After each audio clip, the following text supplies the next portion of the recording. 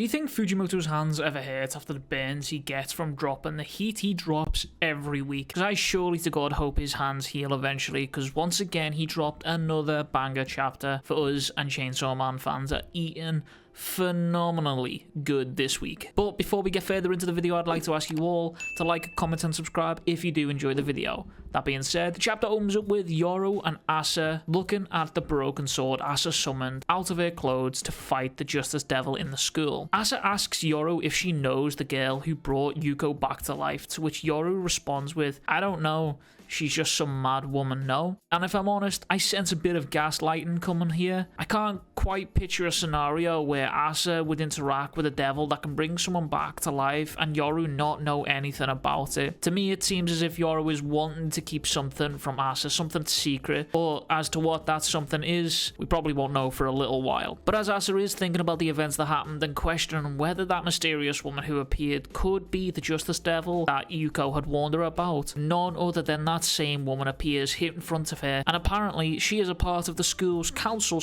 / devil hunting club, and we're introduced to a man named Haruka Isayumi, who tells Asa that the club had lost 2 members during the events of her fight. One had died and the other had quit, and we can only assume that this was due to the result of Yuko slapping anything that moved outside of the school to pieces. But then Haruka tells Asa that they'll gladly accept her into the club, following on with any questions. We see Asa instantly transform into the war devil Yoru, and she immediately asks the question that Chainsaw Man is a part of this club, right? So if so, do you know his identity? And cutting straight to the chase with finding out the information she wants, still on her one-track mind to destroy Chainsaw Man. Haruka starts laughing, and it's revealed to us that he is also Chainsaw Man, showing Yoru the exact same pull cord that Denji has on his chest to activate his devil form. We saw it in the last chapter that Denji was sleeping at the time that Yuko was killed by another version of Chainsaw Man, and I have seen hundreds, maybe even thousands of theories about who or what this thing might be, and while we were just given our answer in this chapter, it has definitely left us with nothing but more and more questions for however many it was just answered. Who is Haruka? How does he have Chainsaw Man's powers? Are they the real deal, or are they just simply imitations? So many questions, and Fujimoto is simply laughing at us, wrecking our little brain while he strings us along week by week while we try and figure out the answer. Something many have pointed out now is that when the mysterious devil woman appeared a couple chapters ago, the earrings that she was wearing were almost identical to Denji's pull cord, a pull cord now also firmly implanted in Haruka's chest, and I wonder if there is a connection between the two. Who knows, and only time will tell. But Asa and Yoru talk as they walk away, with Asa questioning the validity of whether that really is Chainsaw Man or not. Yoru, with a complete conviction, tells Asa he's the real deal and that the star cord proves it. Asa goes into a tangent of why Yoru never fought immediately with Chainsaw Man, and then why would he also out himself there and then, and Yoru stops Asa by saying, "Don't misunderstand, I am strong, I just need a strong weapon so then she can beat Chainsaw Man." Yoru, off the back of this, demands that Asa makes her a strong weapon.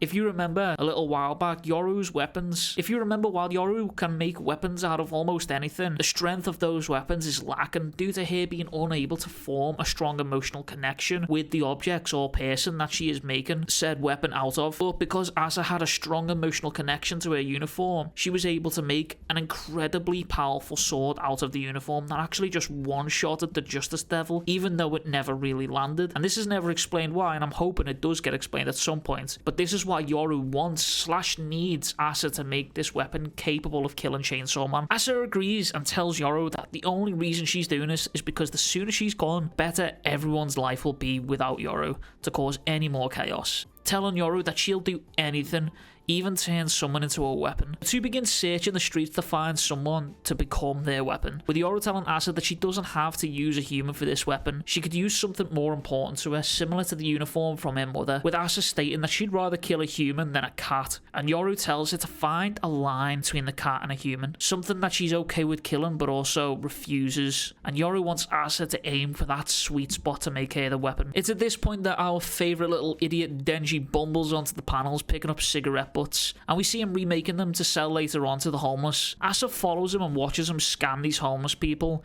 and both Asa and Yoru decide that he's going to be the one that they kill, and now all they need is a plan. They decide to follow him a little bit further, and eventually Asa shouts him down and asks him what he was doing. Denji recognizes her immediately and tells her to get lost. It's at this point Asa asks Denji randomly out on a date, and Denji, being Denji, says yes, because of course he does. Why the fuck would he not? This chapter answered quite a few questions here, but for the questions that it does answer, it left us with more lingering ones. I love that Asa and Yoru were planning to kill Chainsaw Man so they can kill Chainsaw Man without even realizing it. And of course, Denji finds himself once again in the center of this absolutely whack storm, as always. But that is everything from me. If you enjoyed the video, make sure to like, comment, and subscribe. And if you want to support the channel even further, consider becoming a member, as it does truly, truly help out the channel. But much love, big kisses, and I'll catch you guys all in the next one.